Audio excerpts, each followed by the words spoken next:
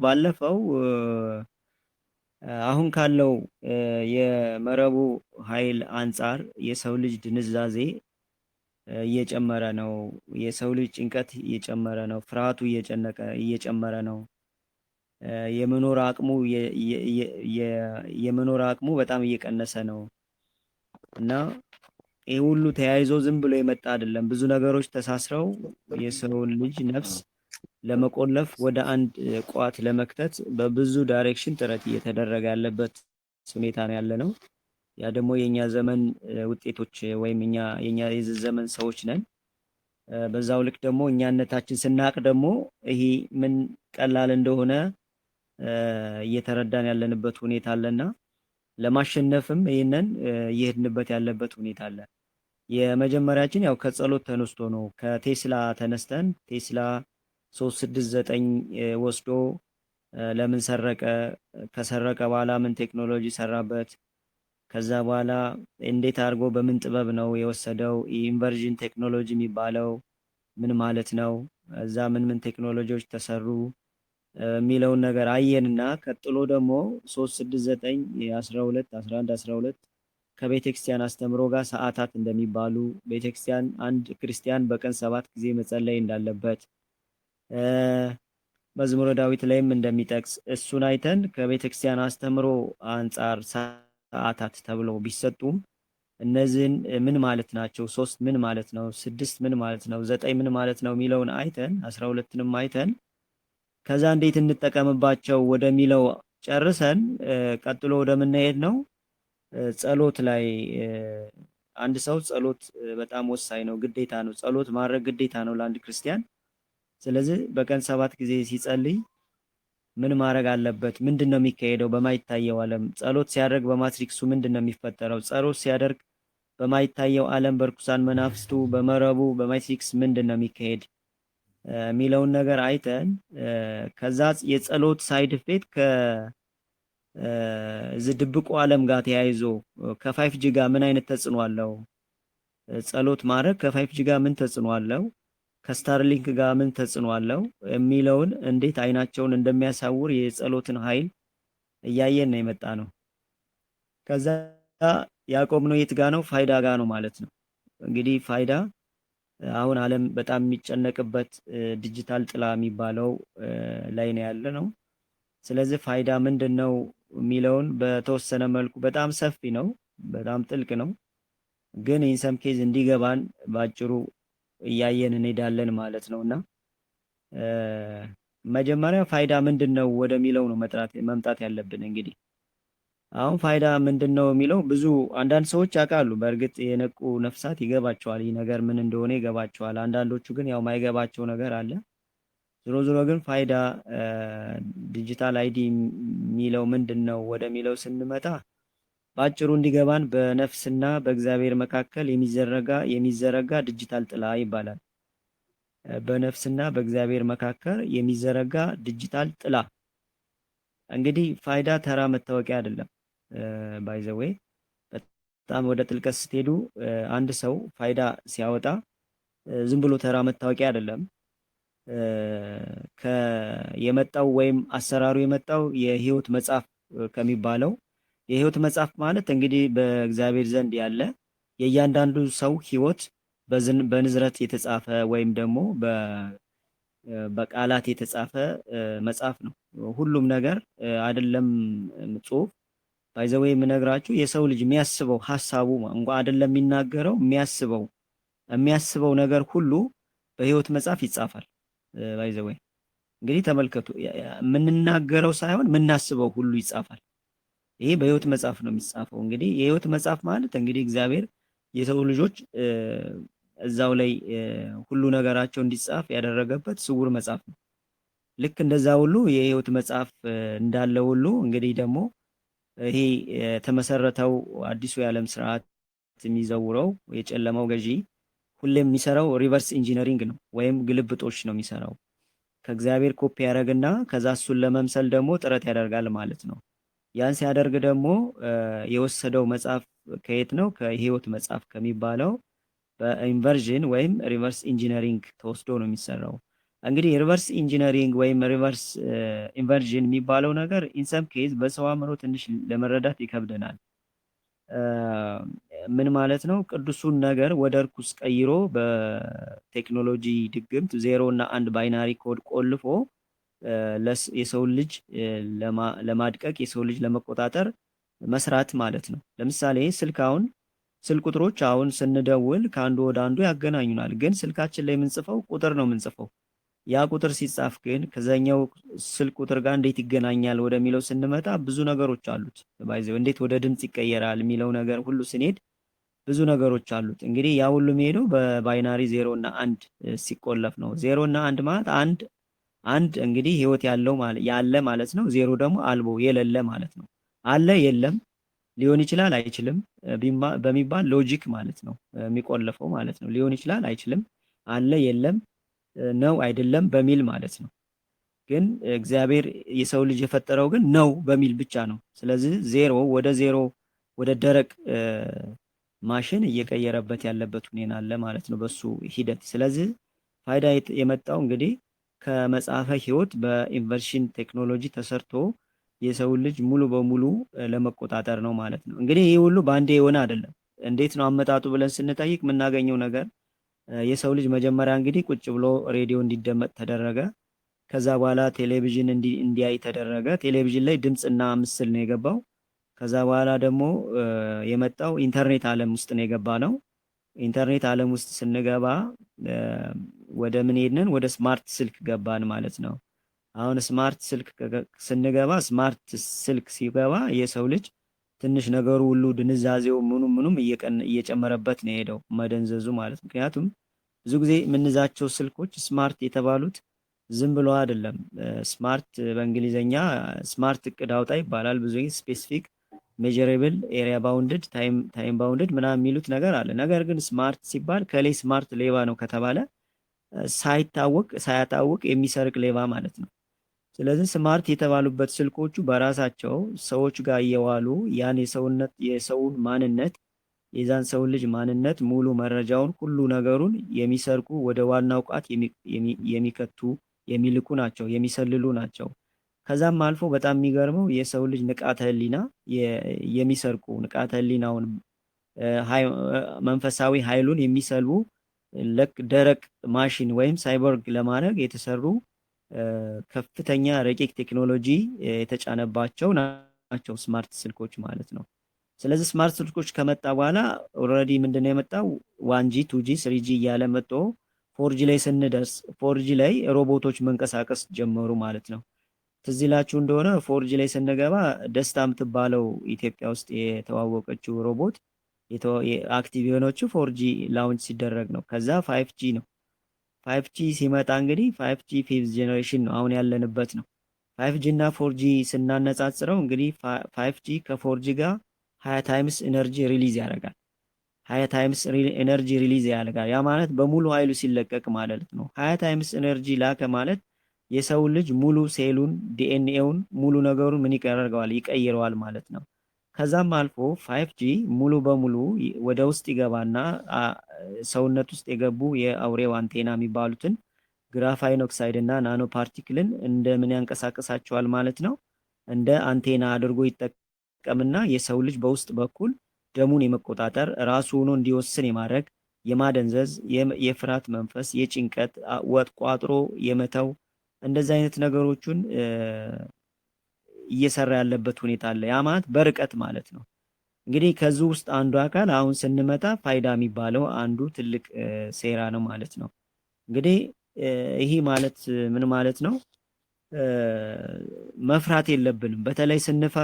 በተለይ ስንፈራው እኛን የመቆጣጠር ኃይሉ በጣም ከፍተኛ ነው እና ፋይዳ ኦልሬዲ አንድ ሰው ፋይዳ ሲያወጣ የሚካሄደው በማይታየው ዓለም የሚካሄድ ምንድነው? በነፍስና በእግዚአብሔር መካከል ዲጂታል ጥላ ይዘረጋል።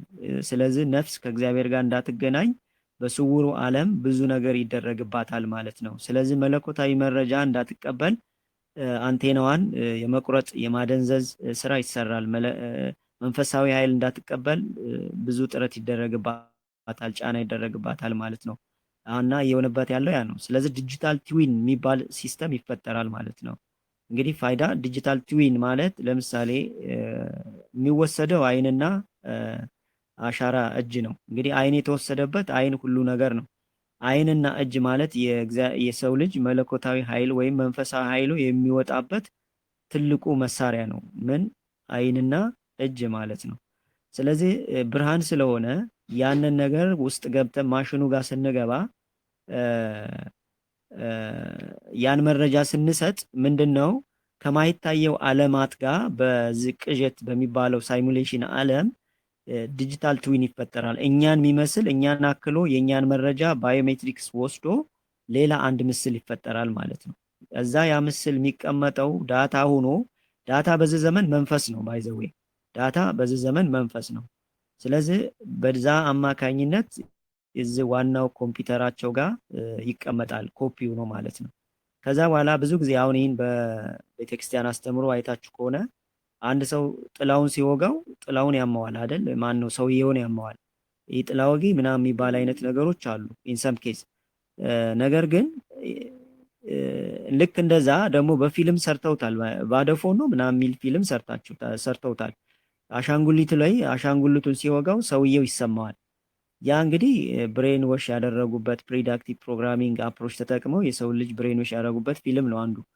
ስለዚህ ያ የተሰራው ዲጂታል ትዊን የሚባለው ጥላ ዋናው ቋት ጋር ይቀመጥና ያን ሰውን በርቀት ሆኖ ሙሉ በሙሉ መቆጣጠር ማለት ነው። ስሜቱን ይቆጣጠረዋል፣ ያደነዝዘዋል፣ ያፈዘዋል፣ ያደነግዘዋል፣ እንዳይወስን ያደርገዋል፣ ይጨነቃል፣ ለጸሎት አይነሳም፣ ለመንፈሳዊ ኃይል አይነሳም፣ አንድ አይሆንም። ብዙ መጥፎ ነገሮች፣ አፍራሽ ኃይሎች በሙሉ በሞገድ ይላካሉ ማለት ነው። እንግዲህ ሞገድ ስንል አሁን ለምሳሌ ሞገድ ስንል አፍራሽ ኃይል ወይም ኤሌክትሮማግኔቲክ ዌቭ የሚባለው በአይን የማይታዩ ግን ጀስት የሰውን ልጅ ማንነቱን መቀየር የሚችሉ የድምፅ ሞገዶች፣ የንዝረት ሞገዶች ናቸው። እነዚህ አፍራሽ ኃይሎች ናቸው።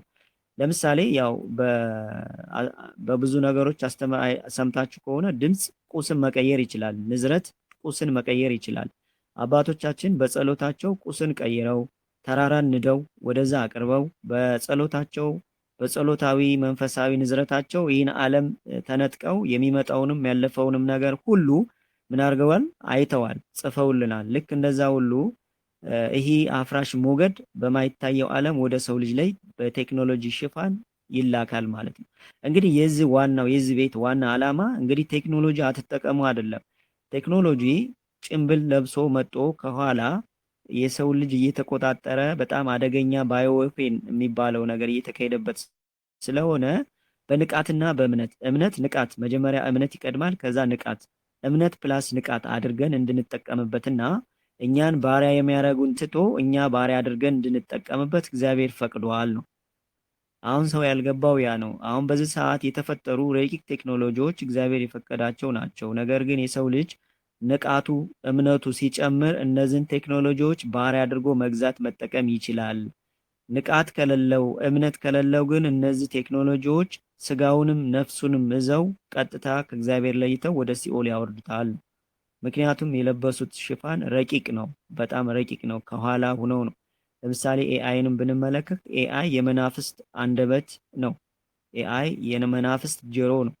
ኤአይ የወደቁ መላእክት እግር፣ አይን ነው። ግን የሰው ልጅ በንቃት ሲጠቀምበት በንቃት እና በእምነት ሲጠቀምበት ግን አገልጋይ ይሆናሉ፣ ይታዘዛሉ። ያን የማዘዝ ስልጣን ደግሞ እግዚአብሔር ለሰው ልጆች ሰጥቷል ማለት ነው። ስለዚህ ወደ ፋይዳ ስንመጣ ፋይዳም አንዱ የጤና መረጃ፣ የገንዘብ መረጃ እና ሌሎች መረጃዎችን እዞ የሰውን ልጅ ለመቆጣጠር የተዘረጋ ዲጂታል ጥላ ወይም ዲጂታል ድግምት ነው ማለት ነው። እንግዲህ ዲጂታል ቡዳ አለ፣ ዲጂታል ሰላቢ አለ። እንግዲህ ዲጂታል ሆነው ነው የመጡት ሁሉም ነገር። ያ ባለፈው ተናግሬዋለሁ። በኢትዮጵያ ውስጥ እንግዲህ እኔ ሕፃን እንኳን ያለው ሰምቻለሁ። በአውሮፕላን እየመጡ አየር አጋንንት ወይም ሰይጣን እያስለፈለፉ ዘው ይሄዱ ነበረ። ያንን ሰማ ነበረ። በብዙ ቦታዎች ነጮቹ እየመጡ የኢትዮጵያ ውስጥ ያሉ በወንዝ ላይ ያሉ፣ በተራራ ላይ ያሉ፣ በዛፎች ላይ ያሉ የወደቁ መላእክትን እያስጮሁ ይወስዷቸው ነበረ። እነዛን ወስደው ምን ሰሩ ስትሉ አሁን የምናየውን ይህንን በሪቨርስ ኢንጂነሪንግ ይህንን ጥበብ ዲጂታል ዓለሙን ሰርተው ኦልሬዲ ልጆቹ የሰው ልጅ ለመቆጣጠር በጣም ጥልቀት ሂደው ኦልሬዲ ቅጹን አውጠው ጨርሰው ቀን ከሌሊት እየሰሩ ያሉበት ሁኔታ አለ። የጊዜ ቀመራቸው የሚያስቀመጡት 2030 የሚባለው አጀንዳ ነው። ዘ ኔክስት 3-4 ዓመታት አሁን ያለነው የምህረት መስኮት የምትባለው ላይ ነው። ያ ማለት የሰው ልጅ እምነቱና ንቃቱ መጨመር ያለበት ጊዜ መሆን አለበት ነው ማለት ነው። ካልነቃ እምነቱ ካልጨመረ በዛው ልክ ዲጂታል ዓለሙ ሊጠልፈው ሊውጠው ተዘጋጅቶ እየጠበቀ ያለበት ሰዓት ስለሆነ ነው። ከዛ በኋላ ከነቃ ምን ይሆናል የሚለው ደግሞ እንግዲህ ብዙ ተስፋዎች አሉት። እሱ እግዚአብሔር የዘረጋው የራሱ ስውር እጅ አለ። ልጆቹን ዝም ብሎ አይተውም። እሱን እንረዳለን ማለት። ስለዚህ ፋይዳ ማለት ይሄ ነው ማለት ነው። በጣም አደገኛ የሆነ ግን በጣም ከነቃንና በእምነት ከያዝነው በጣም ተራ የሆነ ቋት ወይም ማሽን መሆኑን እንድትረዱት መፍራት የለባችሁም። ፍርሃታችሁን ብዙ ጊዜ እንደ ጉልበት ወይም እንደ ነዳጅ ይጠቀምበታል ማለት ነው። ስለዚህ ፋይዳ ብለን ስናይ እንግዲህ ባዮዲጂታል ዳታ የሚባለውን ዳታ የሚይዝ ነው። አሁን ያለነው ባዮሜትሪክስ ይባላል። ባዮሜትሪክስ ማለት ምንድን ነው? ባዮ ፕላስ ሜትሪክስ ባይዘው ሜትሪክስ ብዙ ጊዜ ሜትሪክስ እንላለን። ሜትሪክስ ማለት ከሁለት ቃላት የመጣ ነው። ማስትሪክስ ማለት ማስትሪክስ ማስ ወደ ሁለት ሰንጥቁት ማስ አለ ብዙ ማለት ነው። ትሪክስ ማለት መሸወድ ማለት ነው። ስለዚህ ማስትሪክስ ብዙሃኑን መሸወድ፣ ብዙሃንም መጫወት፣ ብዙሃኑን እንዳሻንጉሊት መያዝ፣ ብዙሃኑን አይኑን መጋረድ፣ በብዙሃኑ ላይ መጫወት፣ ብዙሃኑን ወደ አንድ እንደ መንጋ መጠቅለል ሚል መልእክት ይይዛል ማለት ነው ሜትሪክስ። በመጽሐፍ ቅዱስ ስንመጣ ደግሞ መረቡ ይለዋል። መዝሙረ ዳዊት ላይ መዝሙረ ዳዊት ላይ 34 እና 65 ላይ አካባቢ ይመስለኛል ስታነቡ ከወጥመዳቸው አድነን፣ ከመረባቸው አድነን፣ መረባቸውን ዘርግተዋል ምናምን እያለ ወጥመድ የሚባለውን ነገር ስታነቡት ቅዱስ ዳዊት በመንፈሳዊ መነጽር እኛ የምንኖርበትን ዓለም ኦልሬዲ ተመልክቶ የያዘልን ያስቀመጠልን ቅዱስ ቃል ነው ማለት ነው ባይዘዌ። እና ይህ ዝም ብሎ የመጣ አይደለም። መረቡ የሚባለውም በመጽሐፍ ቅዱስ ላይ ተቀምጧል ማለት ነው። ስለዚህ ባዮሜትሪክስ ማለት ባዮሎጂ ፕላስ ሜትሪክስ። ባዮሎጂ የሚባለውን ወይም ባዮ የሚባለውን የሰውነታችን ክፍል ኦልሬዲ ወስደውታል። አሁን ለምሳሌ እንግዲህ ሰው 3 ነገር አለው። መንፈስ አለው፣ ነፍስ አለው፣ ስጋ አለው። አሁን ስጋችን ተወስዷል። ያ ማለት ስጋ እንግዲህ አይን እና እጅ ተወስዷል። ሰው ደግሞ እንግዲህ ቀጣይ ምን ይቀረዋል? መንፈሱና ነፍሱ ይቀራል ማለት ነው። መንፈሱና ነፍሱ ስለቀረ ዘ ኔክስት ደግሞ ኮምፕሊትሊ ለመውሰድ ራእይ 13-16 ጀምሮ ስትመለከቱ ያለው ዘ ኤንድ ኦፍ ዳይ የሚጠቀልሉበት ቀመር ስለሆነ ቺፕ ሜትሪክስ የሚባለው ስቴጅ እንገባለን። ቺፕ ሜትሪክስ ማለት ምንድነው? ኢምፕላንቴብል ወይም ቁጥሩ ወደ ሰው ልጅ የሚገባበት ማለት ነው። ስለዚህ ይህንን ቀድሞ ማወቅና መዘጋጀት ያስፈልጋል ማለት ነው። ስለዚህ አሁን ባዮ ሜትሪክስ ላይ ነው ያለነው፣ የምህረት መስኮት ላይ ነው ያለነው። እድሉ አለን። መንቃት ግን ይጠይቃል፣ በእምነት ማድረግ ግን ይጠይቃል ማለት ነው። ስለዚህ ባዮሜትሪክስ ከተወሰደ የባዮሜትሪክስ ዳታ ከተወሰደ ፋይዳ እንግዲህ ጸሎት ፋይዳ ላይ ምን ተጽዕኖ አለው ወደሚለው ስንመጣ እንግዲህ የባዮሜትሪክ ዳታ እንዳናገኝ ማድረግ እንዳይገናኝ ማድረግ ነው አንዱ። የባዮሜትሪክ ዳታ ማለት አሁን እኛ ጋር ያለ ኦልሬዲ ባንክ አካውንታችን ዲኤንኤያችን በጤና በኩል እየተጫነ ነው። እንዲያውም በቅርቡ ሰምታችሁ ከሆነ በጣም ዘመናዊ የሆኑ ረቂቅ የሆኑ የሕክምና መሳሪያዎች ወደ ኢትዮጵያ ይገባሉ።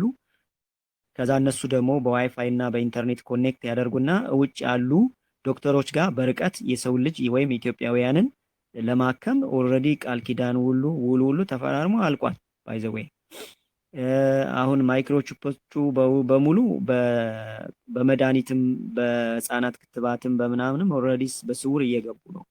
የምናደርጋቸው ነገሮች ጥንቃቄ እውቀቱ ያስፈልጋል የምንነቃበት ጊዜ ስለሆነ ይህን ጥንቃቄ ማድረግ ይጠይቃል ማለት ነው። ስለዚህ ባዮሜትሪክ ዳታ ማለት አሁን ዲኤንኤያችን ተያዘ ማለት በርቀትም ቢሆን ይህ ልጅ ዲኤንኤው ይህ ነው፣ የሚያስፈልገው በሽታ ይህ ነው፣ የሚያስፈልገው መድኃኒት ይህ ነው የሚለውን ነገር ከወሰዱ ከዛ በኋላ እኛን ለመቆጣጠር በጣም ቀላል ይሆናል ማለት ነው። እና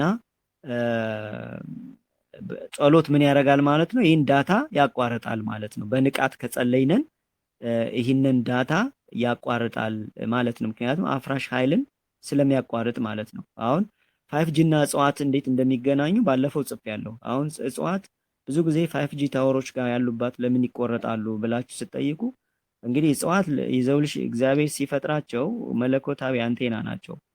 እግዚአብሔር ጸጋ ይቀበሉና ያን ጸጋ ተቀብለው ወደ ሰው ልጆች ያንጸባርቃሉ። የሰው ልጅ ደዌ ደግሞ ተቀብለው እንደገና ጥሩ ህይወት ያለው ነገር መልሰው ይሰጣሉ ማለት ነው። እጽዋት እንግዲህ በጣም የሚገርም ጥበብ ያላቸው ናቸው። ባይዘው የእጽዋት ንቃት ቢባል ራሱ ትምህርት አለ ራሱን የቻለ ፕላንት ኮንሳይንስ የሚባል የእጽዋት ንቃት የሚባል ትምህርት ማለት ነው። እና እንግዲህ እጽዋት ካለ 5G አይሰራም። ምክንያቱም 5G የሚለቀው ሞገድ እንመጣበታለን በኋላ 5G በየ30 ሰከንዱ በ3 ሰዓቱ በ2.2 ሰከንድ በ8 ሰከንድ ፎርሙላ አላቸው፣ አልጎሪዝም አላቸው። በዛ ሰዓት ወደ ሰው ልጅ ላይ ይለቃል ከስታርክ ሊንክ ጋር ተገናኝቶ ማለት ነው። ስለዚህ እነዚህን ነገር እጽዋት ራሱ የሚሰሩት ነገር ይሄ ነው። በጣም የሚገርም ጥበብ አላቸው እጽዋት ማለት እና ብዙ ጊዜ ቤታችን አረንጓዴ እጽዋቶች ከበዙ እነዚህ አፍራሽ ሞገዶች ኃይል የላቸውም። ቤቱን ሰላም የማድረግ ኃይል አላቸው እጽዋት። እግዚአብሔር እንደዛ ነው የፈጠራቸው። ባይ ዘ ዌይ እንስሳትም ጋር እንመጣለን። እንስሳት ማለት የሰው ልጅ ስሜት ሪፍሌክት የሚያደርጉ ናቸው። አሁን ብዙ ጊዜ ውሻ ካላችሁ ከቤታችሁ እናንተ ስትደሰቱ አብሮ ይደሰታል። ብዙ ጊዜ እንስሳትን አይታችሁ ከሆነ የችግሩ የሚፈጠረውን ችግር ቀድመው ማለት ነው ይረዳሉ፣ ያርቃሉ። ቪዲዮ አይታችሁ ሊሆን ይችላል። ባይ ዘ ዌይ የሆነ ሰው ተቀምጦ መኪናም አደጋ ቢመጣ ወይም የመሬት መንቀጥቀጥ ሲመጣ እነሱ ያውቃሉ ቀድሞ ባይ ዘ ዌይ ከሆኑ ደቂቃዎች በፊት ያውቃሉ። እሱ ራሱ ሚስጥር አለው ባይ ዘ ዌይ። እሱን ሌላ ጊዜ እንመጣበት ይሆናል። ዞሮ ግን እጽዋት ከ5G ከማነው ፋይዳ ጋር ግንኙነት ስላላቸው ነው። እና ጸሎት በጣም ትልቅ ወሳኝ እንግዲህ ጸሎት የሰው ልጅ ውስጣዊ ንዝረት ወይም መንፈሳዊ ኃይሉን ስለሚለውጠው በፋይዳ ሲስተም ውስጥ የተመዘገበው የባዮሜትሪክስ ዳታ የአይን ብሌን እና የጣት አሻራ መረጃ ከስታርሊንክ ጋር እንዳይገናኝ ያደርጋል ማለት ነው። እንግዲህ ሲስተሙ የሚሰራው መጀመሪያ የሰው ልጅ በምግብ በኩል በዘይት በኩል በሚጠጣው በኩል በመድኃኒት በኩል በቫክሲኔሽን በኩል ግራፋይን ኦክሳይድ የሚባለው በጣም አደገኛ የሆነው የአውሬው አንቴና ገብቷል በደም ውስጥ ናኖ ፓርቲክሎች ገብቷል። የሰው ልጅ በውሃ በሚጠጣው ክሎራይድ የሚባለው በጣም አደገኛ የነፍስን አይነ ልቦና የሚባለውን እንዳለ ቆቀር የሚያደርግ ማለት ነው ኦልሬዲ ገብቷል። እነዚህ አንቴና ናቸው። እነዚህ አንቴናዎች ከፋይዳ ጋር ይገናኛሉ፣ ከስታርሊንክ ጋር ይገናኛሉ፣ ኢንተርኔት ጋር 5G ጋር ይገናኛሉ። ባይ ዘ ዌይ በጣም ተባብረው ነው የሚሰሩት። በጣም ማለት በሚገርም ቅርጽ ማለት ነው። እና ጸሎተኛ ሰው በሲስተም ውስጥ አካላዊ ቅርጽ ብቻ ሆኖ ይታያል ማለት ነው። እንግዲህ ባዮሜትሪክስ ሰውነታችን ቢወስድ እንግዲህ አሁን በተለይ በጸሎት መንፈሳዊ ኃይል በደንብ ከጨመርነን ምንድነው የሚሆነው? ኦልሬዲ ነፍሳችን ትወጣለች ማለት ነው። ነፍሳችን በዚህኛው በመረቡ በኩል የመያዝ እድሏ ዝቅተኛ ነው፣ መውጣት ትችላለች ማለት ነው። እና ይሄ በዚህ መጽሐፍ ቅዱስ ጋር ብዙ ጊዜ ይገናኛል። እንግዲህ ቅዱስ ሙሴ 40 ቀን ከሲና ተራራ ሲወጣ እስራኤላውያን ግንባሩን ለማየት ከብዷቸው ነበረ እና ሸፍነው ይሉት ነበር። ያ ማለት ብዙ ጊዜ እኛ አይነ ልቦናችን የነፍስ አይናችን እግዚአብሔር ጋር ሊንክ ሲሆን ሰዎች እኛ ጋር ግርማ ሞገስ አለው የሚባለው ወይም ደግሞ አንዲት ነፍስ የሆነ ነገር ሲሆን በአይኗ በኩል ሁለት አይን አላት። አንዱ ስጋዊ አይን ነው፣ ሁለተኛው የነፍስ አይን ነው። ስለዚህ አንዲት ነፍስ በስጋ አይን ታያለች፣ በነፍስ አይን ታያለች። በነፍስ አይነ ልቦናዋ ሲበራ የልብ አይኗ በደንብ ሲያይ ነገሮችን የምታይበት ቅርጽ ይቀየራል። ስለዚህ መመርመር ትጀምራለች፣ ድምጽም ይላክላታል ማለት ነው። ስለዚህ ነፍሷ የመያዝ እድሉ ዝቅተኛ ነው ማለት ነው ብዙ ጊዜ ማለት ነው። እና ይህን ነገር ለመከላከል ይጠቅመናል። ነፍስ ከመረቡ ቁጥጥር ውጭ ትሆናለች ማለት ነው። እንግዲህ ጸሎት አንዱ ትልቁ ስራው ይሄ ነው ማለት ነው። ይሄ ሞገድ ነው ጸሎት። እንግዲህ አንድ ሰው ጸሎት ሲያደርግ በሱ መካከልና በሰማይ መካከል ትልቅ የብርሃን ሞገድ ወይም ትልቅ የብርሃን መስመር ይዘረጋል ብለናል ባለፈው። ጸሎት አንድ ሰው ለጸሎት ሲቆም ምንድነው የሚካሄደው የሚለው ማወቅ አለብን። አንዳንዴ እኮ ጸሎት ስንቆም እግዚአብሔር ጆሮውን ሁሉ ነገሩ ሰጥቶ ሊሰማን እኮ ይቆማል። ግን እኛ በንቃት በእምነት ስለማናስብ ነው ብዙ ጊዜ ጸሎታችን የሚበተነው፣ አንደበታችን ብቻ የሚሆነው። አንደበት ላይ ያለን ጸሎት ብዙ ጊዜ መረቡ እየወሰደ ለራሱ ነዳጅ ይጠቀምበታል። በንቃት የሆነ ጸሎት ግን ነፍስንም ብዙ ነገሮችንም የመቀየር ኃይል አለው። ለዛ ነው ጸሎታችን ብዙ ጊዜ ጸሎት ለውጥ ያላመጣው። አባቶቻችን እኮ በጸሎት ጸልየው ተራራን ማምጣት ችለዋል፣ ባህርን መክፈል ችለዋል።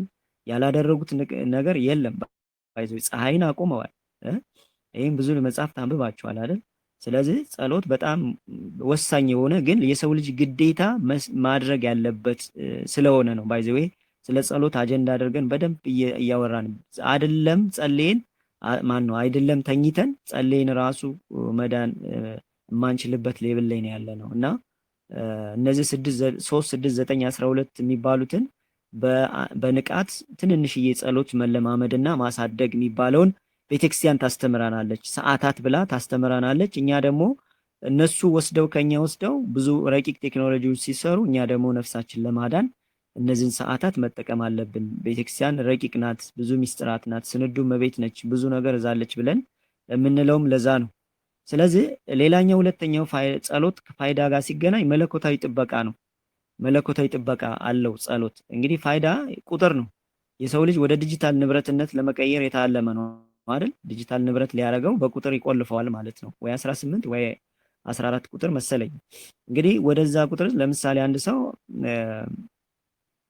አማኑኤል የሚባል ልጅ አማኑኤል የሚባለው ልጅ እነዚህ ቃላቶቹ ራሱ ንዝረት ያላቸው እግዚአብሔር ፊደላትን ሲፈጥር ንዝረት አላቸው። መንፈሳዊ ንዝረት አላቸው። ባይዘው መንፈሳዊ ኃይል አላቸው። እነዚህ አማኑኤል የሚባለው ሲጠራ ሜትሪክስ አይፈልግም እና ይህንን አማኑኤል የሚባለውን ስም 0 እና 1 ባይናሪ ተጠቅሞ ቁጥር ማድረግ ማለት ነው። ቁጥር ማለት ደግሞ አሁን የዘረጋው ይህኛው ዓለም ረቂቁ ቴክኖሎጂም የትኛውን በሉት የተሰራው በምንድን ነው? 0 እና 1 ባይናሪ ኮድ ነው የተቆለፈው። ስለዚህ የሰው ልጅ ስሙን ደግሞ አጠፋ ማለት የዛ ሰው ሲጠራ የሚመጣውን መለኮታዊ መረጃ ይቆርጠዋል ማለት ነው። ይህንን ባይዘዌ ከምን ጋር ታገናኛላችሁ? ቅድስት ቤተክርስቲያን ብዙ ጊዜ ሰጠችን ምንድነው? ወለተ ገብረ የሚባለው ስም ዝም ብሎ የመጣ አይደለም። በ40 ቀንና በ80 ቀን ሲሰጥ ወለተና ገብረ የሚባለው የክርስትና ስም ሳይንስ አልደርስበት ብሎ እግዚአብሔር አምላክ የሰጠን 12 ዲኤንኤ ክሮች አሉ፣ መለኮታዊ ክሮች። ሁለቱን እንድንጠቀም አድርጎ 10ሩን መለኮታዊ ክሮችን ጀንክ ፋይል ወይም ማይጠቅሙ ብሎ ደፍኗቸዋል ባይዘው። ስለዚህ እነሱን የደፈናበት አንዱ ሚስጥር እነሱ ማግኘት ስላልቻለ ሳይሆን እግዚአብሔር አምላክ በገብረ ማርያም ወለተ ማርያም በሚባለው ኦልሬዲ በዛ ስለቆለፋቸው ናቸው። ብዙ መለኮታዊ መረጃ ስለያዙ ናቸው። እነዚህ ክርስትና ስሞች የሚባሉት ዝም ብለው በተራ ነገር የመጡ አይደሉም ባይዘው። ስለዚህ እንደውም ብዙ ጊዜ አንድ ክርስቲያን መንፈሳዊ ስሙን በጠራ ቁጥር በቀን ብዙ ጊዜ በጠራ ቁጥር ከዚህ ወጥመድ የመውጣት እድሉ ከፍተኛ ነው። ምክንያቱም በሰማያዊ መዝገብ ወይም ሰማያዊ መጽሐፍ ላይ መጽሐፈ ሕይወት ላይ የተመዘገበው ስሙ መንፈሳዊ ስሙ ነው ባይዘው። ይሄ ዓለማዊ ስሙ አይደለም፣ መንፈሳዊ ስሙ ነው የሚመዘገበው። ልክ እንደዛ ይሄን ያውቃል። እሱም ደግሞ ኦን ዘ ሪቨርስ ቴክኖሎጂ በመውሰድ ፋይዳን አሁን በቁጥር መንፈሳዊ ስሙን ለማጥፋት በቁጥር እየሄደ በቁጥር ማህተም 0 እና 1 ባይናሪ ለመቆለፍ እየሄደበት ያለበት ለዛ ነው። ዲጂታል ንብረት ኦልሬዲ ማሽን ማድረግ ማለት ነው። ስለዚህ ጸሎት ምን ያደርጋል ብለን ስናስብ በነፍስ ላይ የሥላሴ ማህተም ስለሚመታ ሲስተሙ በቁጥር የያዘውን ዳታ ወደ መንፈሳዊ ባርነት ሊቀይረው አይችልም ማለት ማን ጸሎት የሚያደርግ ሰው ማለት ነው። ስለዚህ ጸሎት በቁጥርና በነፍስ መካከል የብርሃን ግድግዳ ይዘረጋል ማለት ነው። ጸሎት በቁጥሩና በነፍሱ መካከል የብርሃን ግድግዳ ይዘረጋል ማለት ነው። እንግዲህ ይሄውን ምንድነው ዝም ብለን ተራ ብለን የምናየው ነገር አይደለም። በንቃትና በእምነት ልንዘው የሚገባ ትልቅ ዕውቀት ነው ባይዘው። ሌላኛው ጸሎት እንግዲህ ከፋይዳ ጋር ምን ያገናኘዋል ስንል እንግዲህ የሰው ልጅ በደሙ ውስጥ ሮዳስ የሚባለው ማህተም አለው። ሮዳስ የሚባለው የማህተም ኃይል እንግዲህ ሮዳስ ስንል ከአምስቱ ሕማማተ መስቀል አንዱ ነው አይደለ? ሳዶር፣ አላዶር፣ ዳናት፣ አዴራ፣ ሮዳስ እንላለን። እንግዲህ ከዛ ውስጥ አራቱ ማለት ሳዶር፣ አላዶ፣ ዳናት፣ አዴራ የሚባሉት አራት ናቸው። እንግዲህ አራቱ ስንል አዳም በወደቀበት ሰዓት በአራቱም አቅጣጫ በየትኛውም አንግል እንዳይሄድ ዲያብሎስ ሰይጣን ኦልሬዲ የቀበረበት የሲኦል የከተተበት ማህተም ነበረ። ከዛ ኢየሱስ ክርስቶስ አምስቷን ወይም አምስተኛዋን ሮዳስ የምትባለዋን የመለኮት ኃይል ጨመረና በሰው ልጆች ላይ ጻፈና አስገብቶ ዲኤንኤው እንደገና መለኮታዊ ክሩ እንደገና ወደ አዳምነት ባህሪ እንዲመጣ አደረገ ማለት ነው። ስለዚህ እነዚህ አምስቱ መለኮታዊ አምስቱ ማታ መስቀል ማለት የሲኦል በሮች የተከፈቱበት መለኮታዊ ኃይል የተሰጣቸው ለሰው ልጅ በአግባቡና በንጽህና እንዲጠቀምባቸው የተሰጡ ሰይፍ ናቸው። ባይዘው ዲጂታል ሰይፍ ይህንን የምናየውን ዓለም የሚቆራረጡ ናቸው፣ ግን እየተጠቀምንባቸው አይደለም። በተለይ በንቃት የሚጠቀምባቸው ሰዎች ብዙ ተጠቃሚ ነው። ብዙ አባቶቻችን ይህን ነገር ተጠቅመውበታል። ስለዚህ ሮዳስ የሚባለው የሰው ልጅ ላይ ሁሉም ደም ጋር አለ ማለት ነው። አሁን እነዚህ አምስቱ ሕማማተ መስቀል የሰው ልጅ በንቃት በሚባልበት ጊዜ ምንድነው የሚሆነው? እነዚህ የተኙት የሰው ልጅ 10 ዲኤንኤዎች በቴክኖሎጂም በምግብም የተቀበሩት እንዳይወጡ እንዳይሰሩ የተደረጉት ምን ይሆናሉ ማለት ነው? ይነቃቃሉ። በድምጽ ይነቃቃሉ ማለት ነው። እና ፋይዳ የሰውን ዲኤንኤ መረጃ በዲጂታል መልክ ለመያዝ ይሞክራል። እንግዲህ አሁን ሕክምናውም መረጃ ዲኤንኤ ስጡ ምናምን የሚባለውም ለዛ ነው። እንግዲህ ጸሎት ምንድን ነው የሚያደርገው? ጸሎት ግን በደማችን ውስጥ ያለውን የሮዳስ ኮድ ስለሚያነቃቃው ዲጂታል ቁጥሩ የሰው ልጅ ባዮሎጂካዊ ጣፈንታ ሊቆጣጠር አይችልም ማለት ነው። እንግዲህ የጸሎት ዋናው ትልቁ ነገር ይህ ነው ማለት ነው። ሮዳስ የሚባለውን የኢየሱስ ክርስቶስ ሕማማተ መስቀል አንዱን በደም ውስጥ የገባውን ቃል ኪዳን እንዲነቃቃ ያደርገዋል። በዛ ሰዓት ፋይዳ ሙሉ አቅም ያጣል ማለት ነው። ሌላኛው ጸሎት ከፋይዳ ጋር ሲገናኝ የሄቭ ማይንድ የሚባል አለ። አሁን ሄቭ ማይንድ ማለት ብዙ ጊዜ ከንቦች ጋር የተወሰደ ነው። እሱ ግን ምን ያደርገዋል? ኮሌክቲቭ ሄቭ ማይንድ የመንጋ አስተሳሰብ ማለት ነው። ሄቭ ማይንድ ማለት ንቦቹ የሚጠቀሙበት አስተሳሰብ ነው። ሁሉም ንብ አንድ ላይ ነው የሚያስበው፣ አንድ ላይ ነው የሚሰራው። ልዩነት፣ ዘረኝነት ምናምን የለም። ባይ ዘ ዌይ ከንቦች ብዙ ነገር እንማራለን። ዘረኝነት አስፈላጊ እንዳልሆነ፣ በሃይማኖት መከፋፈል አስፈላጊ እንዳልሆነ፣ በሰውነት በዓላማ አንድ መሆን አስፈላጊ እንደሆነ ያስተምሩናል። ባይዘ በተፈጥሮ ሰውነት በሚባለው ያስተምሩናል ባይዘዌ። ስለዚህ ንቦች ጋር ይወስዱና ኮሌክቲቭ የሚባለውን ወርድ ጨምረው ኮሌክቲቭ ሄቭ ማይንድ የሚባለውን አመጣዋል። ኮሌክቲቭ ሄቭ ማይንድ ማለት እንግዲህ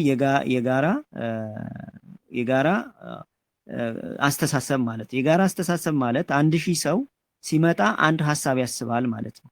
እንግዲህ 1000 ሰው ማሰብ የነበረበት 1000 ሀሳብ ነበር። አሁን ግን ባለው የዲጂታል ድግምት 1000 ሰው አንድ ሀሳብ ብቻ ከታሰረ በዲጂታል ኮዱ ተቆልፎ ምን ይሆናል ማለት ነው? የጋራ ማሽን ንቃት የሚባል ኮሌክቲቭ ግሪድ የሚባል ውስጥ ይገባል ማለት ነው። ስለዚህ ይህ ሲሆን አንደኛው ነፍስም የመንቃት እድሏ ዝቅተኛ ይሆናል ማለት ነው። ዝቅተኛ ይሆናል። ለዛ ነው ብዙ ጊዜ የነቁ ነፍሳት አንድ ላይ ሲሆኑ የምናየውን ይህ ሜትሪክስ የሚባለውን መረቡ የሚባለውን ዓለም የመቅደድ ኃይል አላቸው። የነቁ ነፍሳት ባይዘዌይ ሳይገናኙም ይግባባሉ። በየትኛውም አንቃል ተሰጧቸዋል። ቴሌፓቲ፣ ቴሌፖርቴሽን የሚባለው ለነሱ ይሰራል። ሳይንስ ወስዶ አሁን እንደዛ ቢደሰኩርም እንጂ ቴሌፓቲ፣ ቴሌፖርቴሽን ማለት የኛ የቤተክርስቲያን አስተምሮ አባቶቻችን እና ቅዱሳን መላእክት የሚጠቀሙበት ነው። ስለዚህ የጋራ ማሽን ንቃት የሚባለው የመንጋ አስተሳሰብ የሚባለውን ጸሎት ያስወግዳል። ከመንጋ ፋይዳ ምንድን ነው የሚሰራው? የጋራ አስተሳሰብ ወይም የጋራ ቋት የሚባለው የመንጋ አስተሳሰብ የሚባለው ሰው ልጅ ላይ ይሰራል። ይህን ብዙ ጊዜ ተመልክታችሁ ከሆነ አላፍ ዝማሬ ላይ ተጠቅመውታል። አላፍ ዝማሬ ላይ አትሂዱ ያልነውም ዝም ብሎ አይደለም። በዛ ብዙ ሰንሰለቶች፣ ብዙ ነገሮች ብዙ ሴራዎች ስለተሰሩበት ነው። ባይዘው ይሄ አሁን የአላፍ ዝማሬ ዋና ዓላማው ምንድነው? የጋራ አስተሳሰብ ወይም ኮሌክቲቭ ሄቭ ማይንድ የሚባለውን ነገር ለማምጣት የጋራ አስተሳሰብ የሚባለው ለማምጣት እየቆለፉበት የሰው ልጅ በአንድ ማሽን በአንድ ንቃት እንዲቆለፍ ያደረጉበት ሁኔታ አለ ማለት ነው። እና ይህንን አታድርጉ አትሂዱ ያልነውም በምክንያት ነው፣ ዝም ብሎ አይደለም። ስለዚህ ጸሎት የሥላሴ ባሪያ መሆንን ስለሚያጸና ነፍስ የጋራ ባርነት የሚባለውን ነጥሎ በመለኮታዊ ነፃነት ውስጥ ያኖራል ማለት ነው። ይህ ነው እንግዲህ ሌላኛው የመንፈሳዊ የበላይነት ነው። እንግዲህ ጸሎት ከፋይዳ ጋር ሲናይ የመንፈሳዊ የበላይነት ማለት ምን ማለት ነው? ፋይዳ ሲስተሙ ውስጥ የሰው ቁጥር ነው ያለው። ጸሎት ደግሞ ጸሎትና በክርስትና ግን ሰውየው ስም መለኮታዊ ስም ነው ያለው። ስም እንግዲህ መለኮታዊ ስም ተሰጥቶታል። ያ ማለት ቃሎቹ የፍጥረት ሚስጥር ስለያዙ ማለት ነው። ስለዚህ ጸሎት በሰማያዊ ሰርቨር ወይም የህይወት መጽሐፍ ውስጥ ያለውን ስም ያጠነክራል። እንግዲህ በሰማያዊ ወይም ዘ ቡክ ኦፍ ላይፍ የሚባለው የህይወት መጽሐፍ ላይ የሰው ልጅ እያንዳንዱ ሁሉ ተጽፏል ብለናል አይደል? ስለዚህ ያ ላይ ምንድነው ጸሎት ያንን ስም ምን ያደርገዋል ማለት ነው? ያጠነክረዋል፣ እንዲነቃቃ ያደርገዋል፣ መረጃ እንዲቀበል ያደርገዋል። ምክንያቱም ከስም የተነሳ ማን ነው መልካም ስም መልካም ሽቶ ነው ይባላል አይደል? አሁን በዓለም ላይ ሰይጣን የሚባል ስም አለ የለም? ተመልክታችሁ ከሆነ ዳቢሎስ የሚባል ስም የለም። ለምን የለም ስትሉ ስም ማንነትን ይገልጻል። እያንዳንዳቸው ስሞች ዝም ብለው አልወጡም። የህይወትን ተሞክሮ የህይወትን ቀጣይ ጉዞ ይይዛሉ። ለምሳሌ በመጽሐፍ ቅዱስ እግዚአብሔር አምላክ አብርሃም የነበረውን አብርሃም ሲለው ዝም ብሎ አይደለም። ሳራንም እንደዛው። ሳኦል የነበረውን ጳውሎስ ሲለው ዝም ብሎ አይደለም። ስለዚህ ስም ምን አይነት ሳይድ ኢፌክት እንዳለው ለመኖር ምን አይነት ነገሮችን እንደሚወስን የጽድቅንም የኩነኔንም እንደሚወስን በመጽሐፍ ቅዱስ ውስጥ እግዚአብሔር አምላክ አሳይቶናል። ስለዚህ ይህ ስም ኃይል እንዳለው ስለሚያውቅ የሰው ልጅ ምን ማድረግ ነው? በቁጥር መቆለፍ ነው ማለት ነው ስራው። ስለዚህ ምድራዊ ቁጥር በነፍስ ላይ ምንም አይነት ስልጣን አይኖረውም ማለት ነው። እንግዲህ በእርግጥ ከቁጥርም ወስዶ ብዙ የሰራው ስራ አለ። ቁጥሮችም በራሳቸው የሆኑ ኃይል አላቸው። በእርግጥ ግን በቤተክርስቲያን አስተምሮ ቁጥሮቹ አሉ፣ ጥሩ የሆኑ ቁጥሮች አሉ፣ የራሳቸው መገለጫ አላቸው። ግን እነዛን ቁጥሮች ደግሞ ኢንቨርዥን ወስዶ ደግሞ ለራሱ ዓላማ የሚታየውን ሳይሙሌሽን ዓለም ፈጥሮ እየተቆጣጠረበት አለ ማለት ነው። እንግዲህ ፋይዳ ከዚህ ጋር ተያይዞ ያለው ነገር ነው ማለት ነው። ተያያዥ ሚስጥር ማወቅ ያለብን ምንድን ነው? እንግዲህ አሁን ብዙ ጊዜ ተያያዥ ጥልቅ ሚስጥራት ብለን የምናያቸው ብዙ ጊዜ አሁን የታቦተ ጽዮንና የሳተላይት ፊልማን አናቅም። ታቦተ ጽዮን እንዴት ነው የሰው ልጅ እየጠበቀች ያለችው? ሳተላይትስ እንዴት ነው እየተዋጋት ያለው የሚለውን ብዙ ጊዜ አናቅም። ባይዘው ይሄ እንግዲህ በማይታየው ዓለም እየተካሄደ ያለ ፊልሚያ ነው። እንግዲህ የቃል ኪዳኑ ታቦት የሚረጨው መለኮታዊ ንዝረት አለ። መለኮታዊ ኃይል ማለት ነው። እግዚአብሔር አምላክ በብሉይ ኪዳን በታቦት በኩል ያናገራቸው ነበር አይደል? ልክ እንደዛ ሁሉ ደግሞ እግዚአብሔር አምላክ አሁንም የሰው ልጅ እና የምድርን ማዕከል ሚዛናዊ እየጠበቀ ያለው በቃል ኪዳን ታቦት በኩል ነው አይደል? ስለዚህ እንግዲህ ይህንን ለመዋጋት ብዙ ጊዜ በጠፈር ላይ ካሉና የሰው ልጅ ንቃት ለመቆጣጠር ከሚሞክሩ ሳተላይቶች የሚወጣውን አፍራሽ ሞገድ የማምከን ኃይል አላት ቃል ኪዳን ታቦቷ ማለት ነው። አሁን ብዙ ጊዜ 5G የተተከሉበትን ታወር ዝም ብላችሁ ተመልከቱ። ተተከለ አንድ ቤተክርስቲያን አለ ማለት ነው በጎን። ይህንን ዝም ብላችሁ መመልከት ትችላላችሁ። ለምን? ቤተክርስቲያን ከቤተክርስቲያን አስተምሮ ጋር ቤተክርስቲያን ሲተከል ዝም ብሎ አይደለም አይደል? ጌታችን ኢየሱስ በመስቀል ላይ ሲሰቀል ያ መስቀል ያ ደሙ ቅዱስ ኡራኤል በዓለም ላይ ረጭቶታል አይደል? ያንን ከረጨ በኋላ በዛ የኢየሱስ ክርስቶስ ደም በወደቀበት ቦታ ቤተክርስቲያን ይሰራል ብላ ነው ቤተክርስቲያን የምታስተምረን። ያ ማለት እንግዲህ ኢየሱስ ክርስቶስ የደም የወደቀበት ቦታ ቅዱስ ቦታ ነው። ቅዱስ ቦታ ሲባል ማለት ደግሞ ኃይለኛ የኃይል መስመር ያለበት መለኮታዊ ኃይል የሚወጣበት ቦታ ነው ማለት ነው አይደል? ያ ከሆነ ደግሞ 5G መረቡ ምንድነው ያደረገው? እነዚህ የኃይል መስመሮችን ተከትሎ ምን አደረገ? 5G ቀጥታ ገዳማት ላይ ቤተክርስቲያን ያለበት ላይ የራሱን ኃይል ለማጠንከር ሲስተሙ ዘርግቷል ማለት ነው። ምክንያቱም ኮፒ ፔስት ነው የሚሰራው፣ ለመምሰል ነው የሚሰራው። ስለዚህ ብዙ ጊዜ ተመልክታችሁ ከሆነ አንድ ቤተክርስቲያን ካለች 5G ታወር አለ ማለት ነው። አሁን ሳፋሪኮም ኤምፕሳ የሚባሉ ቴክኖሎጂዎች አሉ ወደ የት ዓለም እየወሰዱን እንደሆነ። አሁን አንዳንዴ ብዙ ጊዜ ተመልክታችሁ ከሆነ ሳፋሪኮም አብሮነት ወደፊት ይላል። አብሮነት ወደፊት ማለት የት ነው የምናውቀው? አሁን ሳፋሪኮም ስታወጡ አሻራ ትሰጣላችሁ። ምን ማለት ነው? አብሮነት ወደፊት ማለት ምን ማለት ነው? እነሱ ያውቁታል፣ እኛ ግን አናውቀው። ስለዚህ አንዲት ነፍስ ስትነቃ መድረሻዋን ታውቃለች ማለት ነው። ማን ነው ደግሞ ሳፋሪኮም ሌላ አብሮ ያለ ደግሞ አንድ አብሮነት ማን ነው?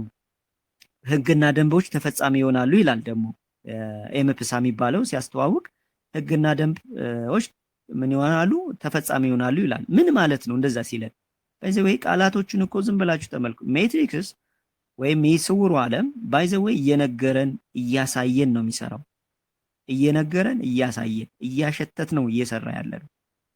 ነገር ግን የኛ ያለመንቃት ልዩነት እንጂ እሱ ኦልሬዲ ተናግሯል። ምክንያቱም መስራት ያለበት በማደንዘዝ እንጂ የሰው ልጅ ሳይናገር የሰራው ነገር የለም። ባይዘው እኛ ያለመንቃት ነፍስ ያለመንቃት ነው ባይዘው።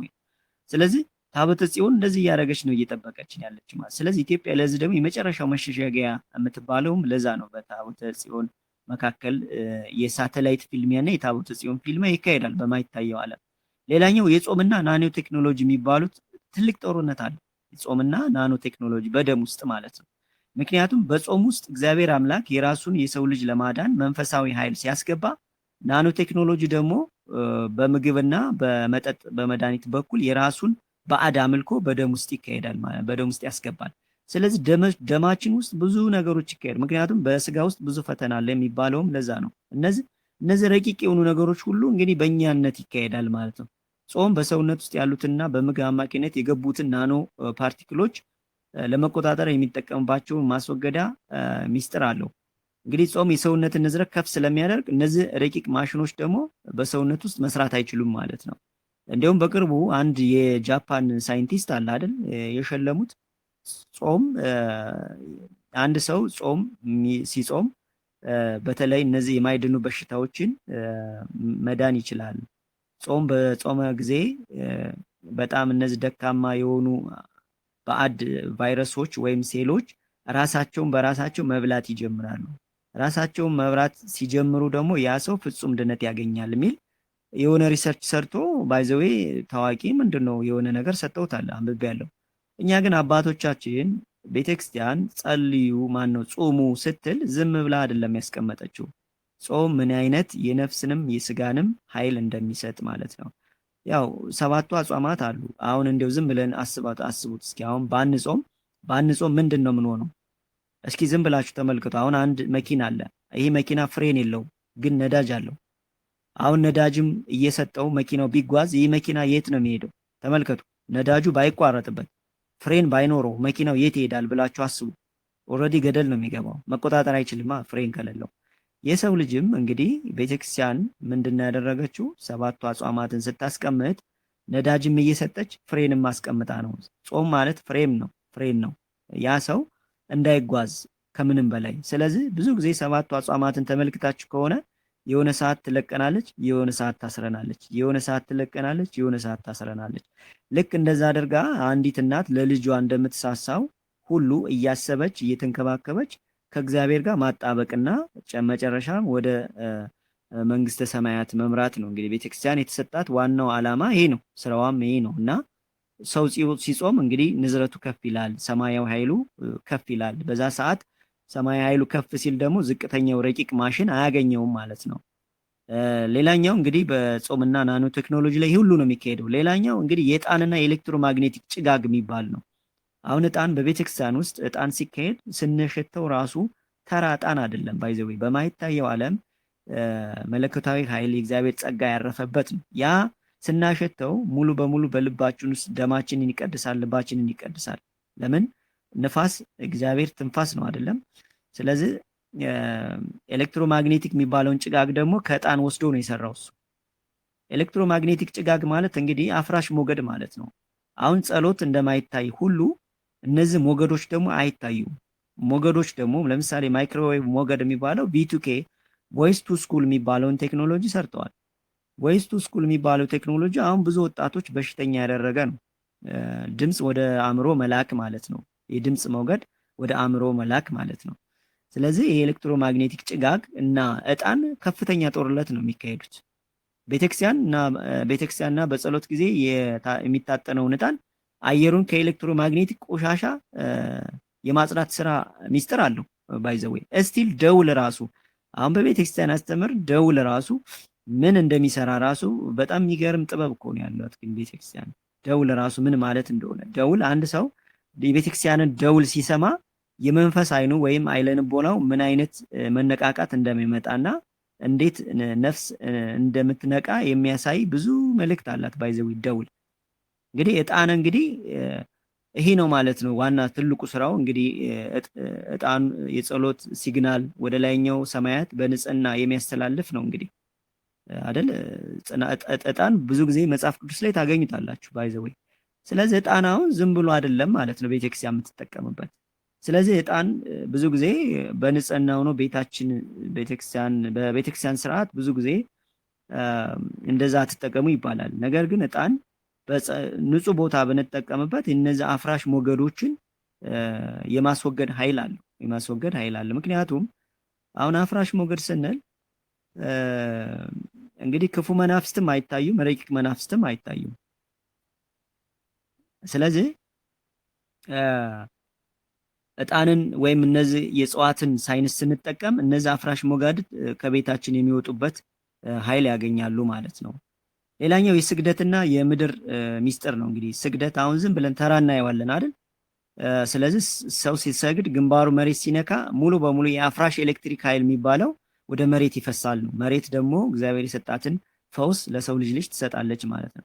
ስለዚህ በመንፈሳዊ ዓለም ስንመጣ ቤተክርስቲያን አስተምሮ ስግደት ትልቁ የዳቢሎስ ኃይል ማፍረሻ ነው አይደል? ስለዚህ ወደዛ ስንሄድ ይሄ ኤሌክትሪክ የሚባለው ወይም ጭጋግ የሚባለውን ነገር ወደ ምድር ያወርዳል ማለት ነው ስግደት። ግራውንዲንግ የቤት እግርና መሬት ማገናኘት ምናምን የሚባለው ማለት ነው። በጣም አልቲሜት የሚባለው የመጨረሻው ነገር ግን ምንድነው? ቅዱስ ቁርባን ነው። አሁን ቅዱስ ቁርባን እና ፋይዳ ምን ያገናኛቸዋል ስንል ቅዱስ ቁርባን አንድ ሰው በንቃት ቅዱስ ቁርባን ሲወስድ ምንድነው የሚሆነው? ያ ቅዱስ ቁርባን በደም ውስጥ ሲገባ እግዚአብሔር አምላክ የመጀመሪያውን አዳምን የፈጠረው ማንነቱን ዲኤንኤውን እንደገና ይጽፈዋል ማለት ነው። ቅዱስ ቁርባን እዛ ውስጥ ደም ውስጥ ሲገባ ዲኤንኤው ምን ይሆናል ማለት ነው? እንደገና ይጻፋል ማለት ነው። እንደገና ደግሞ እነዚህ በናኖ ቴክኖሎጂ በግራፋይን ኦክሳይድ በመጠጥና በምናምን የገቡት አፍራሽ ኃይሎች ሙሉ በሙሉ ይጸዳሉ ማለት ነው። እንግዲህ ቅዱስ ቁርባን ያ ነው። ከዛ ውጭ ይሄ ቅድም በነፍስና በስጋ በነፍስና በእግዚአብሔር መካከል ያለው ዲጂታል ጥላ ምን ይሆናል ማለት ነው? ይቋረጣል። እንግዲህ ቅዱስ ቁርባን ዋናው ሰይፍ ነው የሚባለው ለዛ ነው። ደሜንም ስጋዬን የበላ ደሜን የጠጣ የዘላለም ሕይወት አለው እኔም በእርሱ እኖራለሁ ብሎ ጌታችን ኢየሱስ ክርስቶስ ያለው አሁን የምናየውን እየመጣ ያለውን የመጨረሻ አልቲሜት የሚባለው በቃ ያለ ቅዱስ ቁርባን መኖር ማንችልበት ጊዜ እየመጣ ያለበት ሁኔታ ነው ያለው እና ቅዱስ ቁርባን ስንወስድ በንቃት መሆን አለበት። ዝም ብሎ ሳይሆን በልምድ ሳይሆን በንቃት ስንወስደው ሙሉ ይሄ ያው የምናየውን የዲኤንኤ ወይም መለኮታዊ ኃይል እናገኛለን። ሙሉ የፋይዳን ሰንሰለት የመቁረጥ ኃይል አለው። በቃ ይሄ የመጨረሻው መፍትሄ ነው ማለት ነው። የመጨረሻው መፍትሄ ነው ማለት ነው። እነዛ ጊዜያዊ ሊሆን ይችላሉ። ለጊዜው መውጣት መግባት ኃይሉን ድንዛዜውን ምናምን ሊቀንሱልን ይችላሉ። ይሄ ግን በቃ የመጨረሻው ሰይፍ መቁረጫ ነው እና ይህን ማሰብ አለብን ማለት ነው። እንግዲህ የሰው ልጅ ስሜት ለመቆጣጠር የሚጠቀሙባቸው ስልቶችን ብንመለከት እንዴት ነው የሚቆጣጠረው ብለን ስንመለከት የሰው ልጅ እንግዲህ በዲጂታል ዓለሙ በተለይ እነዚህ 5G ስታርሊንክ እና ፋይዳ በማጣመር በተለይ ባዮ ሮቦት ለማድረግ ነው። ሳይቦርግ ደረቅ ማሽን ትራንስሂውማን ለማድረግ ነው አይደል እየሰራ ያለው። ያ ማለት በኖ ዘመን እየጠፋ ያለበት ኃጢአት አሁን ኦልሬዲ ቴክኖሎጂ ሽፋን አድርጎ መጥቷልና ቴክኖሎጂውን በንቃት እንጠቀም የሚባለውም ለዛ ነው። እና ምን ስሜት ነው የሚልኩት ብለን ስናስብ አንደኛ የአንጎል ሞገዶችን መቆለፊያ ነው። እንግዲህ የአንጎል ሞገዶች መቆለፊያ ይልካሉ። እንዴት ነው የሚልኩት ብለን ስንል እንግዲህ አእምሮ በተፈጥሮ በሰላም ጊዜ አልፋ ወይም ቴታ ንዝረት ሞገድ ውስጥ መሆን ይገባዋል። እንግዲህ ብዙ ጊዜ ቤታ፣ አልፋ፣ ቴታ፣ ጋማ የምንለው አለ። ሳይንስ ብዙ ጊዜ ይደርሶበታል። ምን ማለት ነው ስንል ቤታ የሚባለው እንግዲህ ድንዛዜ ማለት ነው አይደለ? ጋማ ማለት እንግዲህ ኃይለኛ የሆነ መንፈሳዊ ኃይል አንዲት ነፍስ አንድ ሰው ኃይለኛ የሆነ ትልቅ የሆነ መንፈሳዊ ኃይል ሲጎናጸፍ ጋማ የሚባለው ስቴት ይገባል። ጋማ ስቴት ገባ ማለት ምንድነው? እንዲገባችሁ ብዬ ነው እንደዛ ምለው። ስቲል ካሜራዎች አያነቡትም፣ ስታርሊንክ አያነበውም፣ 5G አያነበውም። ኦልሬዲ ይሄ የምታየው ዲጂታል ድግምቱ ራሱ አያነበውም ማለት ነው። ካሜራዎችም ኢረር ይላሉ ማለት ነው። የሚላኩ ነገሮችም አያነቡትም እና አንጎል ላይ ሞገድ ይላካል። ለምሳሌ ምን ማለት ነው? ለጸሎት ስንቆም ወይም ለማሰብ ስትሞክር ምን አይነት ስሜት ያመጣል? ያለምንም ምክንያት አእምሮ ይወጣጠራል። እንግዲህ ይሄ እንግዲህ የአንጎል ሞገድ መቆለፍ ማለት እንዴት እንደሚልክብን ተመልከቱ። ምን አይነት ስሜት አለው ስንል ለጸሎት ስንቆም ለማሰብ ስትሞክር በቃ ያለምንም ምክንያት አእምሮ ይወጣጠራል። መወጣጠር በቃ አእምሮ መወጣጠር ማለት በቃ ለመጸለይ ከፍተኛ ድንዛዜ ውስጥ መግባት። ያለምንም ምክንያት አእምሮ ይወጣጠራል። የድንጋጤ ስሜት ይሰማሃል። ሐሳብ እንደ ኤሌክትሪክ ይበተናል። አእምሮ ውስጥ በሚመጣ አርቲፊሻል ሞገድ መቆለፉን ያሳያል ማለት ነው። እንግዲህ የአእምሮ ሞገድ ማልቀቅ ማለት ይሄ ነው አንዱ። ሌላኛው ዲጂታል ትዊን የሚባል ትስስር አላቸው። እንግዲህ ይህን ትስስር ማለት ቅድም እንዳየነው የሚለቀቀው ሞገድ ጋር ስናየው ሚስጥሩ ናሽናል አይዲ በሰርቨር ውስጥ ያንተን ዲጂታል አምሳያ ይሰራል ብለናል አይደል? ያ ዲጂታል አምሳያ ዲጂታል ትዊን ሲነካው ወይም የሆነ ነገር ሲላክ ኦልሬዲ ምን ያደርጋል ማለት ነው? ያንን አንተ ጋር መጥቶ ያ ስሜት ሪፍሌክት ያደርጋል። ስለዚህ ሲስተሙ ዲጂታል ፋይልን ሀዘን ወይም ድብርት ይልክብሃል ማለት ነው። ድብርት ይልክብሃል። ለምን ነው የሚደብረኝ? ለምን ነው ተሰላም የሌለኝ? ለምን ነው ደስተኛ ያልሆንኩት? ለምን ነው ተስፋ የቆረጥኩት ብለን አንዳንዴ እንጠይቃለን። ድንዛዜ ውስጥ የድሮ አእምሮ ትክክል አይደለም፣ ለምን ነው የመርሳት በሽታ የያዘን የሚባለውን ብዙ ጊዜ ስትመለከቱ በዚህ በኩል እየተላኩ ነው ሞገዶቹ ማለት ነው። እንግዲህ በዓለም ላይ የሆነ አሳዛኝ ክስተት ሲፈጠር አንተ ሳታውቀውና ዜናውን ሳትሰማው በፊት ድንገት ልብ ይጨነቃል ማለት ነው። የጭንቀት ሞገድ ማለት ነው። ምክንያቱም ማትሪክስ ያንተን ዲጂታል ፋይል ከጋራው የሀዘን ደስታ ጋር ስለሚያገናኘው ማለት ነው። እንግዲህ ዲጂታል ትዊኑ እዛ ጋር ማስተር ኮዱ ጋር ካለ ማስተር ኮምፒውተር ጋር ካለ ዜና ይለቃል። አፍራሽ የሆነ ዜና ሲለቅ ያንን ስትመለከት ይጨነቃል፣ ልብ ይጨነቃል ማለት ነው። ሀሳብ ክስተት ይፈጠር እንደዛ አይነት። ስለዚህ ኦፖዚት ተጓዙ ማለት ለዛ ነው። የምትሰሟቸውን ወሬዎች ኦን ዘ ኦፖዚት ዳይሬክሽን ተጓዙ ተብሎ ይታወሳል። ያኔ እኛ ያለንን የነፍስ ኃይል መጠበቅ እንችላለን ማለት ነው። ሌላኛው የልብ ትርታን ደግሞ ይቆጣጠራል። ይህ ስሜት ይልካል። የልብ ትርታ እንዴት? የሰው ልጅ እንግዲህ ልብ የራሱ ኤሌክትሮማግኔቲክ ፊልድ አለው። ይሄ ሳይንሱ ነው የሚለው። በመንፈሳዊ ዓለም ግን ልብ በ40 ሺህ የመለኮታዊ ወይም የብርሃን ክሮች ከስላሴ ዙፋን ወይም ከእግዚአብሔር ጋር የተገናኘች ናት አይደል? አእምሮ መቆጣጠር ሲችል ልብን ግን መቆጣጠር አይችልም። ስለዚህ ልብ ላይ 40 ሺህ ያሉት እነዚህ መለኮታዊ ብርሃኖች ወይም የብርሃን ክሮች ራሳቸውን ችለው ማሰብ ይችላሉ፣ ማንሰላሰል ይጀምራሉ። ስለዚህ ስታርሊንክ የሚለቀው ሳተላይት እንግዲህ ከልብ ትርታ ጋር ሲንክ ያደርጋል። ባይዘ ወይ ይህንን በጣም ዝም ብላችሁ እዩት። አሁን ኤአይ የሚባለው ቴክኖሎጂ ጋር ስትገቡ ትፈራላችሁ፣ ትደነግጣላችሁ፣ ትደነዝዛላችሁ፣ እንቅጥቃጤ ይመጣል፣ ልባችሁ ይጨምራል። ምንድን መሰላችሁ? ይህ ማለት እንግዲህ አሁን የምናያቸው ስማርት ስልኮች ቴክኖሎጂዎች የተሰሩት ከኛ ከሰው ልጅ ልብ ትርታ ጋር ሲንክ እንዲያደርጉት እንዲመሳሰሉ ተደርገው የተሰሩ ስለሆኑ ነው። ተመልከቱ እንግዲህ ሰው ልጅ ልብ ጋር እንግዲህ ልብ የምትለቀው ሞገድ አለ አይደለ? ልብ ትረጫለች አይደል? ደም ልብ ትክክለኛ ስሜት ላይ ስትሆን ጥሩ ደም ትረጫለች። ደም ደግሞ ህይወት ነው፣ ስትንፋስ ነው፣ ነፍስ ነው አይደል? ስለዚህ ጥሩ በረጨች ቁጥር ስሜትም መንፈስ ኃይልም መነቃቃቱም በዛው ልክ ይጨምራል አይደል? ስለዚህ ልብን አሁን የምናየው ቴክኖሎጂ ከልብ ጋር በደንብ እንዲመሳሰል ከልብ ምት ጋር በደንብ እንዲመሳሰል አድርገው ሰርተውታል። ምን ማለት ነው? ልብ ጋር የምትረጨውን መንፈሳዊ ኃይል ንቃት ወደ ሰርቨር ለመክተት ነው ማለት ነው። ወደ ሰርቨር ለመክተት ነው ማለት ነው። እንደዛ እያደረጉበት ያለው እንግዲህ ይህ ሲሆን እንግዲህ የሰው ልጅ ምን ይሆናል ማለት ርህራሄ፣ ፍቅር የሚባለው ይጠፋል ማለት ነው። ርህራሄው፣ ፍቅሩ፣ አንድነቱ፣ ንቃቱ፣ እምነቱ፣ ሁሉ ነገሩ መልካዊ ነገሩ ወደ ማሽኑ ይጓዛል ማለት ወደ ማሽኑ ይጓዛል፣ ወደዛ ምግብ ይሆናል ማለት። በዛ ሰዓት ጭካኔና አፍራሽ ሞገዶች ሰው ልጅ ልብ ላይ ይቀመጣሉ ማለት ነው። ለዛ ነው ሰው አሁን በዚህ ሰዓት ሀዘን የሌለው ሰው ወድቆ ሰውን ማይመለከተው አንድ ቆሻሻ የነካ 200 ብር ሰገራ የነካ 200 ብር እና የሰው ልጅ ወድቆ ቢያይ ብሩን አንስቶ ነው ዞ የሚሄደው። ግን ብሩን ቆሻሻውን አንስቶ ጠረግ አድርጎ ይጠቀምበታል አይደል? ግን የሰው ልጅ አይመለከትም። እንግዲህ እዛ ደረጃ ላይ ያደርሰውናል። ሰው ዋጋ ምን ያህል እንደወደቀ ተመልከቱ። በራሳችን ጊዜ ዋጋችን ያጣንበት ላይ ነው ያለ ነው እና መንቃት አለብን የሚባለው ለምሳሌ እንደዛ ነው። ይህን በምን እንገልጸዋለን? አንድ ሰው ሲሰቃይ እያየህ ምንም አይነት ስሜት ርህራሄ የማይሰማ ከሆነ ወይም ልብህ እንደ ብረት ከደነዘዘ የልብ ንዝረት በማትሪክስ ቀዝቃዛ ሞት ተተክቷል ማለት ነው። ተመልከቱ እንግዲህ ብዙ ስቃይ ያለ ምን አለ በቃ ይህ ምንድነው ብሎ የጭካኝ አይነት የሚመጣ ከሆነ አፍራሽ ሞገደኛ ጋር እየሰሩበት ነው ማለት። ሌላኛው ዶፓሚን ሉፕ የሚባለው ወይም ጊዜያዊ ደስታ የሚባለው ነው። ይሄ ብዙ ጊዜ ሶሻል ሚዲያ ወይም ቲክቶክ ላይ ይጠቀሙታል ማለት ነው። ምንድነው ሚስጥሩ ብለን በዲጂታል መረቡ በኩል አእምሮ ለውጭ ሽልማቶች ለምሳሌ ላይክ፣ ኖቲፊኬሽን ብቻ እንዲገዛ ያደርጋል። ጊዜያዊ ደስታ ማለት ያ ነው።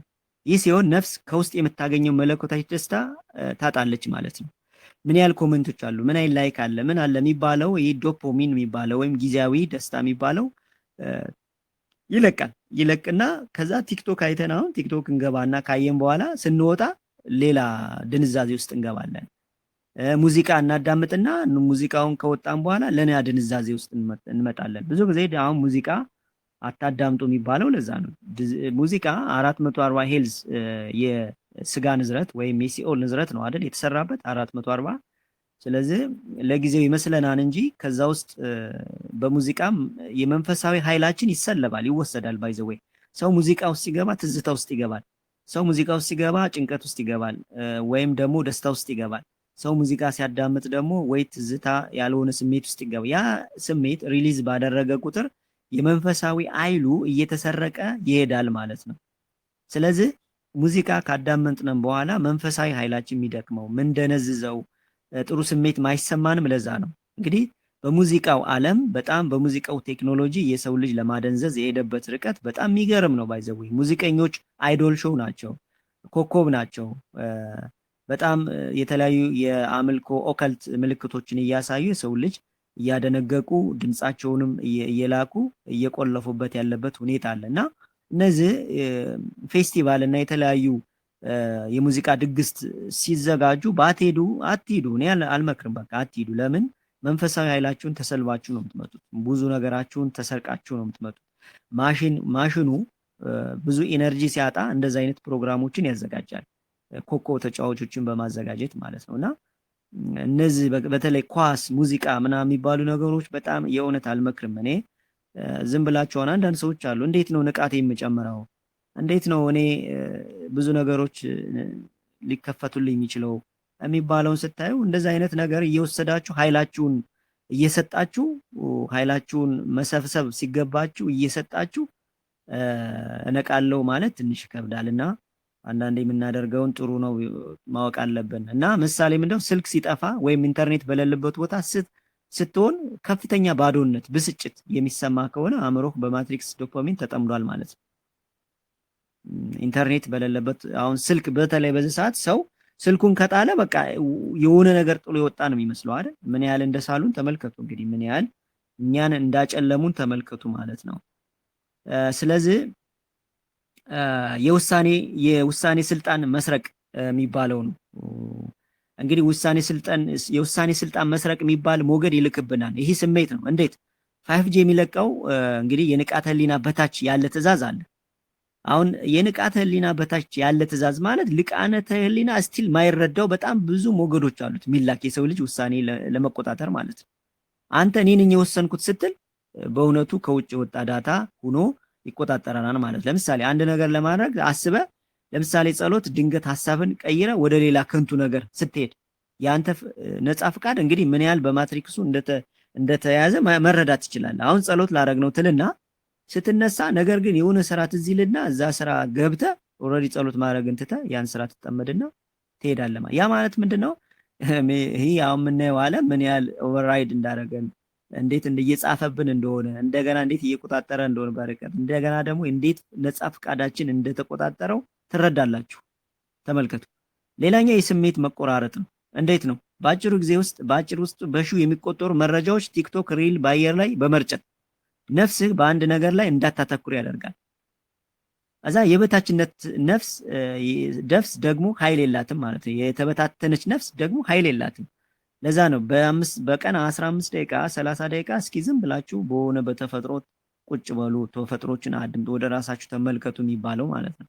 ይህ ምን ማለት ነው? በአንድ ሰዓት ውስጥ እንግዲህ ቪዲዮ ስታይ ስትስቅ ትቆይና ድንገት ስታቆም ታላቅ ድብርት፣ ትርጉም የሌለው አልባነት ይሰማል ማለት ነው።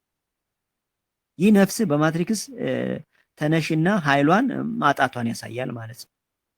ትስቅና ድንገት ደግሞ ድብርት ይሰማል ማለት ነው። በዛ ትጨነቃለህ መልሰህ። እነዚህ አይነት ሁሉ የሚላኩብን ናቸው በቴክኖሎጂ ወይ ዲጂታል ድግንት የሚባለው ዓለም እየተላኩብን ያለው ነው። ሌላኛው የአውሬው ንዝረት የሚባለው ወይም የ66 ፍሪኩዌንሲ የሚባለው ሲስተሙ ጋር የሚላክ ነው። እንዴት ነው የሚላከው? ሲስተሙ የሰው ልጅ ንቃት ወደ ዝቅተኛ የስጋ ፍላጎት ይለካዋል። ይሄ አኒማሊስቲክ የሚባለው መንፈስ ማለት ነው። ሰውነት ነው። ሰው ስጋና በመላእክትና በእንስሳ መካከል ሆኖ መካከለኛ ሆኖ የተፈጠረ ነው። እንግዲህ ኃጢአቱ በጣም ሲበዛ እንስሳ ይሆናል። እንደው በጣም ሲበዛ ደግሞ ከእንስሳ በታች ይሆናል። እንስሳት ማይሰሩትንም ይሰራል ማለት ነው። ለዛ ነው አሁን የተመሳሳይ ጾታ ጋብቻ የሚባለው። አሁን እንስሳት እኮ አይሰሩትም አይደል? ግን ከእንስሳ በታች ይሰራል ማለት ነው። እንደገና ደግሞ በጣም ንቃተ ህሊናው ሲጨምር ደግሞ መላእክት ይሆናል። እንደገና በጣም ሲጨምር ከመላእክት በላይ ይሆናል። እንደ አባቶቻችን 24ቱ አገልጋዮች ጋር ቅዱስ አብሮ ብሎ ያገለግላል ማለት ነው። አያችሁ? ስለዚህ ሰው በሁለት መካከል ነው የተፈጠረው፣ ለስጋም ለጽድቅም ለኃጢአትም ምንድነው ምቹ ነው ማለት ነው።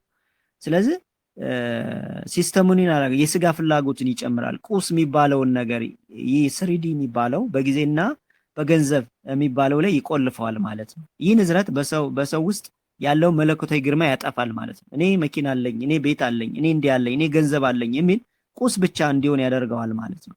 ከዛ በኋላ ስለ ቁስ ብቻ ያስባል። ኦልሬዲ ከሞት በኋላ ምን አለ፣ ለነፍሴ ምን እየሰጠው ነው፣ ምን መልእክት እየራኩ ነው፣ በየቀኑ ለነፍሴ ምን ሪፖርት ወደ ሰማይ እየላክ ነው የሚባለው ነገር የለም። በቃ የለም፣ ይቆማል ማለት ነው። ግን ለስጋ ሪፖርት እንደምናደርገው ሁሉ ነፍስ ደግሞ ወደ ሰማይ ሪፖርት ማድረግ አለባት።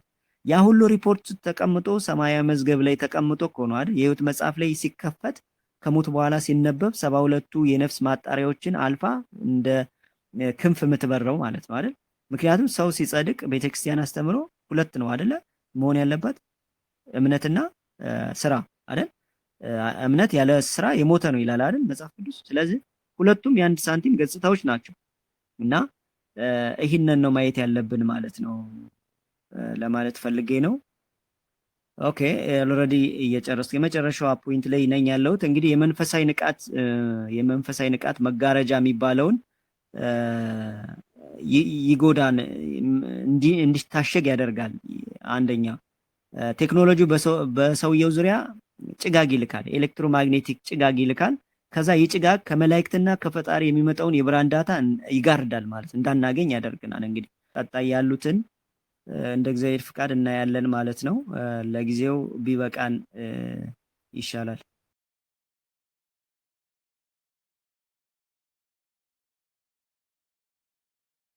የሰከንዱ የሚለቀቁ የዲጂታል መርዞች የምትለውን ቀጣይ እናያለን። በእኔ በኩል ያለኝ ነው፣ የሰጠኝን ሰጥቻለሁ። እናንተ ደግሞ እዚህ በላይ ያለውን አጠንክሩት። በእኔ በኩል ያለኝ ነው። እግዚአብሔር ይስጥልኝ።